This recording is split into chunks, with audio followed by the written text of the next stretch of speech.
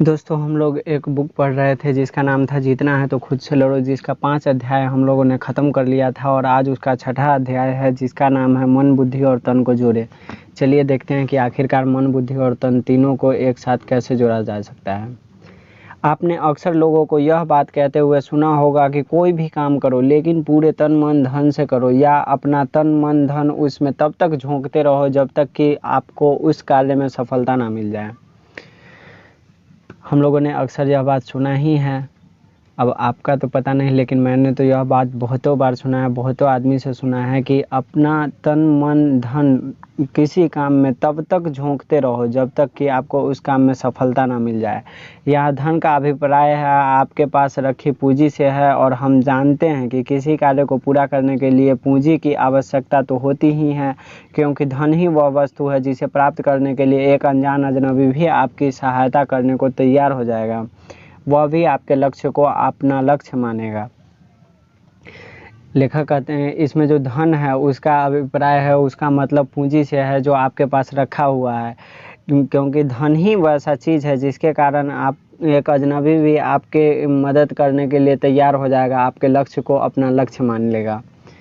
बहुत सारे ऑर्गेनाइजेशन में बहुत सारे लोगों का आपस में जुड़ के किसी एक लक्ष्य को प्राप्त करने के प्रयास के पीछे भी मूल कारण धन ही है, और इसमें गलत भी कुछ नहीं है। धन से ही हर व्यक्ति और इसका परिवार की आजीविका चलती है, तो यहाँ धन परस्पर लेन देन ही तो है। वह व्यक्ति आपकी मदद कर रहा है तो आपका हित साधनों में, तो आप उसकी मदद कर रहे हैं उसकी आजीविका चलाने में। अब यहाँ बात आती है तन और मन की।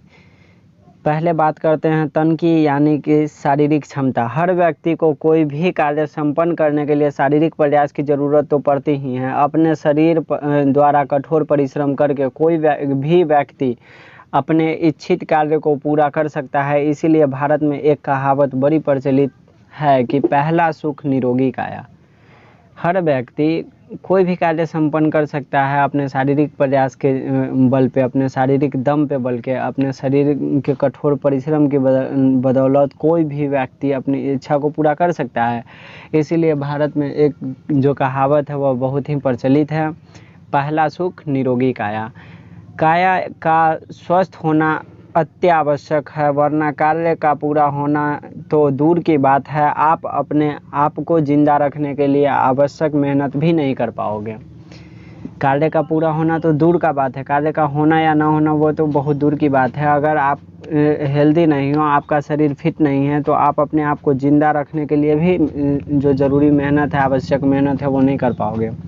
अब आइए सबसे महत्वपूर्ण मन के मंत्र को समझते हैं। मन संसार में सबसे ताकतवर है। इस दुनिया में जो भी कुछ हो रहा है वह सब इसी की सहमति से हो रहा है।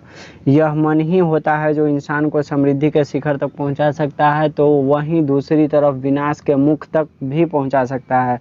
मन यदि इंसान के बस में है तो वह इस दुनिया में किसी भी चीज़ को प्राप्त कर सकता है, और अगर इंसान स्वयं मन के नियंत्रण में है तो उनका सर्वनाश भी हो सकता है। लेखक कहते हैं कि मन इस संसार में सबसे ताकतवर है। इस दुनिया में जो कुछ भी हो रहा है वह सब मन की ही बदौलत है। अगर मन इंसान के बस में है तो इंसान सक्सेसफुल हो सकता है किसी भी काम में, और अगर इंसान मन के बस में है तो उसका सर्वनाश भी हो सकता है। और इसीलिए भगवान ने हमें बुद्धि दी है मन को नियंत्रित करने के लिए। भगवान ने हमें बुद्धि क्यों दी है? मन को नियंत्रित करने के लिए। अगर निर्देश बुद्धि से मन की तरफ आ रहे हैं तो पूरी संभावना है कि आप सही पथ पर हो, परंतु वहीं अगर बुद्धि स्वयं संदेश प्राप्त कर रही है मन के द्वारा, तो फिर आप किसी मुसीबत में भी फंस सकते हैं। लेखक कहते हैं कि यदि बुद्धि जो कह रहा है मन वही कर रहा है तो आप बिल्कुल सही रास्ते पर हो, लेकिन अगर आपका जो मन कह रहा है बुद्धि भी वही कर रहा है तो आप निश्चित ही किसी भारी मुसीबत में फंस सकते हो। बुद्धि का कार्य होता है जांचना, तोलना, परखना और वह करना जो आपके लिए सही हो, जबकि मन हर उस कार्य अथवा वस्तु की तरफ आकर्षित हो जाता है जो आपको तात्कालिक सुख देगी। लेखक कहते हैं कि बुद्धि का जो कार्य है, जो काम है, वह होता है जांचना, तोलना, परखना और वह कार्य करना जो आपके लिए सही है। जो आपके लिए सही है, लेकिन मन जो है वह हमेशा तात्कालिक सुख देखता है और उसी काम की ओर आकर्षित हो जाता है जो आपको अभी सुख देगा, फिलहाल में सुख देगा, लेकिन आगे लॉन्ग टर्म के लिए वह आपके लिए हानिकारक भी हो सकता है। इसीलिए मन का बॉस हमेशा बुद्धि को ही होना चाहिए। मन का जो बॉस है उसे हमेशा किसकी होना चाहिए? बुद्धि को ही होना चाहिए, ताकि मन केवल पालन करे, बुद्धि के द्वारा जांचे परखे और तोले हुए कार्य का। इससे आपके भविष्य के सुरक्षित होने की संभावना कई गुना बढ़ जाती है। वहीं दूसरी तरफ अगर मन के दिए हुए निर्देशों को बुद्धि बिना जांचे तोले और परखे सीधे सीधे पालन कर लेती है तो इंसान का भारी नुकसान भी हो सकता है। लेखक कहते हैं कि अगर आपका मन का जो बात है उसको बुद्धि जांच कर, परख कर, तोल कर उसके बाद करती है तो आपका भविष्य सुरक्षित है, संभावना सुरक्षित होने की संभावना कई गुना बढ़ जाती है। लेकिन वहीं दूसरी तरफ यदि बुद्धि बिना जांचे तोले और परखे मन का सीधा अपने मन का जो काम होता है वो कर देती है तो आपका भारी से भारी नुकसान हो सकता है। जैसे बुद्धि का नियंत्रण मन पर होना चाहिए, उसी तरह से मन का नियंत्रण शरीर पर होना चाहिए। लेखक कहते हैं कि जैसे बुद्धि का नियंत्रण मन पर होना चाहिए, वैसे ही मन का नियंत्रण शरीर पर होना चाहिए। इसे आप नीचे दिए गए चित्र से भी समझ सकते हैं। निर्देश स्थानांतरित हो रहे हैं बुद्धि से मन की तरफ और फिर मन से शरीर की तरफ। बुद्धि से कहाँ? मन की तरफ और फिर मन से शरीर की तरफ। शरीर आपका जैसा रहेगा वैसा ही आपका मन काम करेगा और आपका मन जैसा रहेगा उस पर बुद्धि काम करेगी। मतलब कि सबसे ऊपर तो आपका बुद्धि सोचेगी, उसके बाद वो मन पर जाएगा और फिर आपका मन आपके शरीर के हिसाब से देखेगी। इसीलिए आपने अपने बड़े बुजुर्गों से अक्सर यह सुना होगा कि हमेशा मन लगाकर काम करो, अर्थात मन को आपकी बुद्धि के द्वारा निर्देशित होना चाहिए और शरीर से कार्य करवाना है, ना कि जहाँ मन लगे वहाँ काम करें। आप लोगों ने अपने बड़े बुजुर्ग से, दादा दादी या घर में किसी बड़े आदमी से सुना होगा कि हमेशा मन लगा के काम करो, अर्थात मन को आपकी बुद्धि के द्वारा निर्देशित होना चाहिए। मतलब आपका बुद्धि जो कह रहा है उसके अनुसार आपका मन काम करना चाहिए और शरीर से कार्य करवाना है, और शरीर से जो है वह कार्य करवाना है। ये नहीं कि जो मन कर रहा है उधर काम कर रहे हैं हम। बुद्धि, मन और शरीर, इन तीनों के परफेक्ट कॉम्बिनेशन से ही किसी भी कार्य का सफलतापूर्वक समापन किया जा सकता है।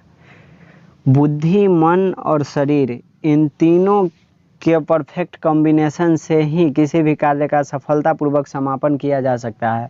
बुद्धि यह सुनिश्चित करेगी कि यह कार्य आपके लिए उचित है अथवा अनुचित। आपके लिए उचित होगा तो मन आपको प्रेरित करेगा उस कार्य को करने के लिए और शरीर परिश्रम करके उस कार्य को साकार करेगा। परंतु अक्सर देखा गया है कि बुद्धि द्वारा जांचने परखने के बाद निर्धारित किए गए लक्ष्य को मन स्वीकार तो कर लेता है, किंतु जब उन लक्ष्यों को पूरा करने के लिए किए जाने वाले आवश्यक कार्यों को करने की बारी आती है तो मन आपका साथ लंबे समय तक नहीं दे पाता और जल्द ही वह विचलित होने लगता है। हालांकि आप अनुशासन के द्वारा वह कार्य करना जारी रख सकते हो, किंतु आपके लिए मन को लगाना भी बहुत आवश्यक है, क्योंकि आपका यह प्रथम कर्तव्य है कि जांचने परखने के बाद उचित प्रतीत होने पर कार्य के प्रति मन को प्रेरित किया जाए, क्योंकि मन के साथ होने पर असंभव कार्य भी संभव हो सकते हैं। आप लोगों ने अक्सर बहुत बार देखा होगा कि बुद्धि द्वारा परखने के बाद निर्धारित किए गए लक्ष्य को मन स्वीकार तो कर लेता है, मन मान लेता है कि ये काम मैं कर लूँगा, किंतु जब उन लक्ष्य को प्राप्त करने के लिए किए जाने वाले आवश्यक कार्य को करने की बारी आती है तो आपका मन आपका साथ लंबे समय तक नहीं दे पाता है और जल्दी ही वह विचलित होने लग जाता है। हालांकि आप अनुशासन के द्वारा वह कार्य करना जारी रख सकते हैं। अनुशासन, जिसके बारे में हम लोगों ने पिछले लेक्चर अध्याय में चर्चा किया था, उसके द्वारा आप अपने कार्य को जारी रख सकते हैं, किंतु किसी भी काम को पूरी अच्छे से करने के लिए मन का भी लगना बहुत ज़रूरी है। अगर आपका मन नहीं लग रहा है तो आप उस काम में ज़्यादा समय तक नहीं टिक सकते हैं, और अगर मन लग रहा है तो असंभव काम को भी आप संभव बना सकते हैं।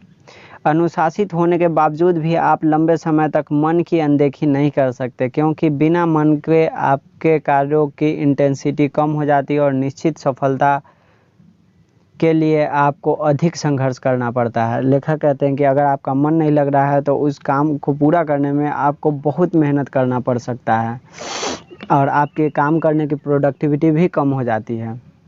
अगर आप चाहते हैं कि लक्ष्य को प्राप्त करने वाला मार्ग संघर्ष से भरा न होकर रोमांचित करने वाला हो, तो किसी भी तरह आपको अपने मन को मनाना होगा उस कार्य में लगाने के लिए।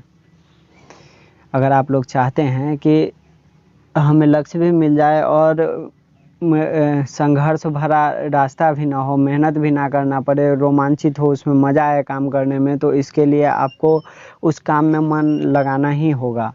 मन की कार्य प्रणाली बहुत आसान होती है, पर हम लोग इसे समझ ही नहीं पाते और इसी वजह से मन को अपने फेवर में नहीं कर पाते हैं।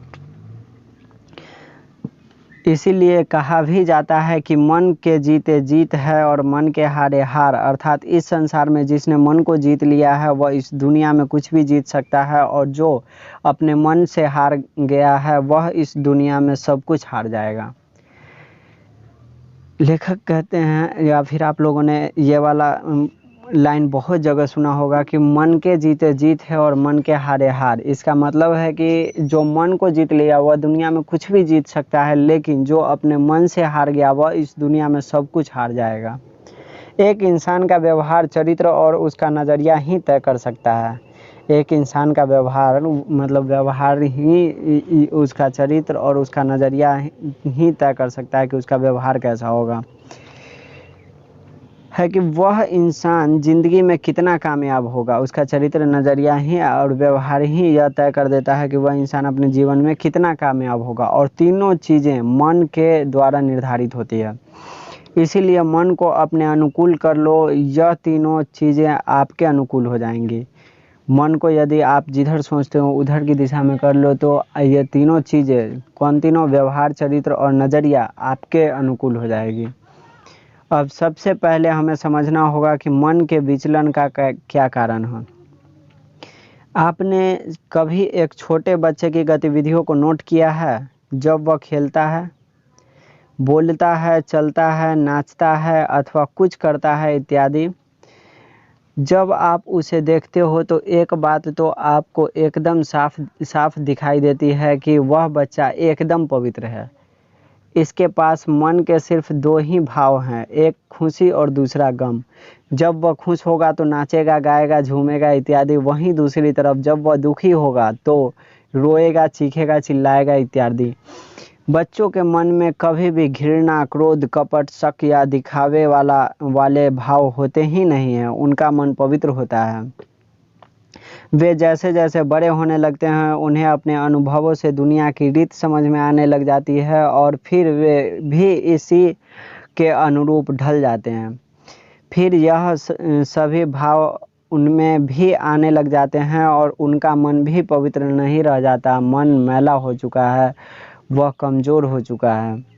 याद करें, जब आप पहली बार कुछ गलत करने जा रहे थे, आपके पवित्र मन ने आपको रोका था, टोका था एवं पहली बार गलत कार्य करने के बाद आपको पछतावा भी हुआ था, किंतु बार बार गलत करने के बाद आपका मन इसका आदी हो चुका था। अब पहले की तरह पवित्र नहीं रह गया था।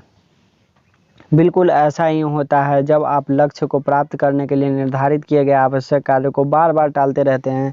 आपका मन भी आपके लक्ष्य को उतना ही गंभीरता से लेता है जितना कि आप लेते हैं। अगर आपका लक्ष्य बड़ा है तो मन को भी पवित्र और महान रखना आवश्यक है, तभी बड़े बड़े असंभव से लगने वाले महान कार्य भी साकार होने लगते हैं। भले ही आज आपका मन अपवित्र और दुर्बल हो गया है, लेकिन उसे पवित्र और सबल फिर से बनाया जा सकता है अपनी दिनचर्या में ज़रूरी परिवर्तन करके। एक बार कल्पना करें, एक विद्यार्थी है, कल्पना करें मतलब सोचें कि इमेजिन करें कि एक विद्यार्थी है जो अपने स्कूल की सालाना परीक्षा में फेल हो गया हो, और उस विद्यार्थी ने अपना लक्ष्य बनाया है कि मैं अगले साल कक्षा में प्रथम आऊँगा। वर्तमान परिस्थिति से कक्षा में प्रथम आने तक का सफ़र बहुत मुश्किल होगा। तो क्या बच्चा अपनी दिनचर्या कुछ इस तरह की रख सकता है जिसमें वह सुबह लेट उठे, अधिकांश दिन स्कूल से छुट्टी पर रहे, अधिकांश समय वीडियो गेम, कॉमिक्स और फ़ोन में बर्बाद कर दें और ज़्यादातर समय दोस्तों से गप्पे लड़ाने में व्यर्थ कर दें? लेकिन फिर भी अधिकांशतः यही होता है। और जब इस तरह के बच्चों से उनके लक्ष्य के बारे में पूछा जाता है या उन्हें उनके लक्ष्य के बारे में याद दिलाया जाता है तो उनका जवाब होता है कि मैं अपना लक्ष्य को पाना चाहता हूँ, लेकिन पढ़ाई में मेरा मन नहीं लगता, या मुझसे अधिक समय तक बैठकर पढ़ाई नहीं हो पाती, या सुबह मेरा मन नहीं करता जल्दी उठने का। बिल्कुल सही बात है। गोल किसका नहीं बड़ा होता है। जो बच्चा 10th में जाता है, 12th में जाता है, उसका गोल होता है कि इस बार टॉप करेंगे, लेकिन उनकी जो दिनचर्या होती है रोज़ की, वो देखिएगा तो अधिकतर समय इधर उधर में ही बर्बाद होता है। और फिर भी पूछिएगा तो बोलेंगे कि मेरा मन ही नहीं लगता पढ़ाई करने में, वरना मैं भी टॉप करना चाहता हूँ। ऐसा होता है, आप किसी भी स्टूडेंट से पूछ सकते हैं। ऐसा अक्सर इसलिए होता है क्योंकि हमारा मन उन्हीं कार्यों में लगता है जिन्हें पिछले कुछ समय से लगातार हम करते आ रहे हैं। अब वह चाहे अच्छे हो या बुरे, कठिन है या आसान, आपके लिए लाभदायक है या हानिकारक, आपका मन किसी चीज़ की परख नहीं कर पाता। इसीलिए अगर हमें अपने कार्यों में परिवर्तन लाना है तो पहले आप अपने मन को परिवर्तित करना होगा। जैसे आप पूरे दिन फास्ट फूड खा के अच्छी सेहत की अपेक्षा नहीं कर सकते, वैसे ही आप पूरे दिन अनावश्यक कार्य करके अपने मन को कभी भी आवश्यक कार्यों करने के लिए प्रेरित नहीं कर सकते। तो आपको अपने मन को परिवर्तित करने के लिए पहले उसी शुद्धता की ओर ले जाना होगा। सबसे पहले आपको कुछ करना नहीं है, बल्कि कुछ पहले से कर रहे कार्यों को रोकना है। जैसे रात को जल्दी सोना आरंभ करें। जब आप जल्दी सोएंगे तो स्वतः ही आपकी आंखें सुबह जल्दी खुलेगी और आपका मन भी इसी बात के लिए राजी होगा कि आपको सोते हुए बहुत देर हो चुकी है और आपने जितनी नींद ज़रूरी थी उतनी ले ली है। अपनी बॉडी के जितने भी इनपुट हैं उन्हें अलर्ट कर दे कि कुछ भी गलत और अपशिष्ट आपकी बॉडी में ना जाए। और जैसे उदाहरण के लिए, अगर खाना है तो सब अच्छा खाना ही खाना है, अगर पीना है तो सिर्फ अच्छा ही पीना है, अगर कुछ देखना है और सुनना है तो सिर्फ अच्छा ही देखना है और अच्छा ही सुनना है। जैसे ही हमारे महात्मा गांधी जो ने 3 बंदरों के माध्यम से हमें समझाया है, टीवी चैनल्स पर वही कंटेंट देखने हैं जो अच्छे हैं, अखबारों में वही न्यूज़ पढ़नी है जो अच्छी है, और आपको अपने सारे इनपुट चैनल्स पर एक फ़िल्टर लगाना होगा जिससे सिर्फ अच्छी चीज़ें ही आपके अंदर आनी चाहिए। जब आप कुछ दिनों तक इन सभी बातों का ध्यान रखेंगे तो कुछ ही दिनों में आपको ये अनुभव होगा कि आपने सोचना भी अच्छा शुरू कर दिया है। आपको फीलिंग भी अच्छी ही आने लगेगी और बोलोगे भी अच्छा ही, और अंत में आप जो करोगे वह भी अच्छा ही होगा। लेकिन इस प्रक्रिया में समय ज़रूर लगेगा, कई बार कुछ दिन तो कई बार कुछ महीने भी लग सकते हैं, क्योंकि मन का मैल अच्छाई से डायरेक्ट रिप्लेस नहीं हो पाता है। वह धीरे धीरे डाइल्यूट होने लगता है और कुछ समय बाद पूरी तरह समाप्त हो जाता है। और जब मन पवित्र हो जाता है तो वह शक्तिशाली हो जाता है। आपने बच्चों को अक्सर किसी एक कार्य के पीछे लगते हुए देखा होगा, फिर चाहे आप कितनी भी डांट दो, वे वह कार्य करना जब तक नहीं छोड़ते हैं जब तक उन्हें बलपूर्वक वहां से हटा नहीं दिया जाता है। ऐसा इसलिए होता है क्योंकि उसका मन पवित्र और ताकतवर होता है, विचलित होना उनका स्वभाव नहीं होता। इसीलिए हमें भी लक्ष्य को पूरा करने के लिए बच्चों जैसे मन की आवश्यकता है, और उसे प्राप्त किया जा सकता है। अपने मन को वापस रीप्रोग्राम किया जा सकता है। अगले अध्याय में मेरे वह फेवरेट कार्य आप लोगों से शेयर करने जा रहा हूँ जिसके द्वारा आप भी अपने मन को रीप्रोग्राम करके अपने लक्ष्य के प्रति फोकस रह सकते हैं। चलिए दोस्तों, हम लोग ने पढ़ लिया कि अपने मन को और तन को और बुद्धि को कैसे एक साथ जोड़ा जा सकता है, और हमने देखा कि इस अध्याय में हमारा जो मन है वह सबसे ज़्यादा शक्तिशाली है। तो हमें सबसे पहले अपने मन सफलता पाने के लिए अपने मन को रिप्रोग्राम करना पड़ेगा, उसे शुद्ध और पवित्र बनाना पड़ेगा, तभी हम पावरफुल बन सकते हैं। चलिए फिर अगला अध्याय अगले दिन पढ़ेंगे। इतना आपका कीमती समय देने के लिए धन्यवाद।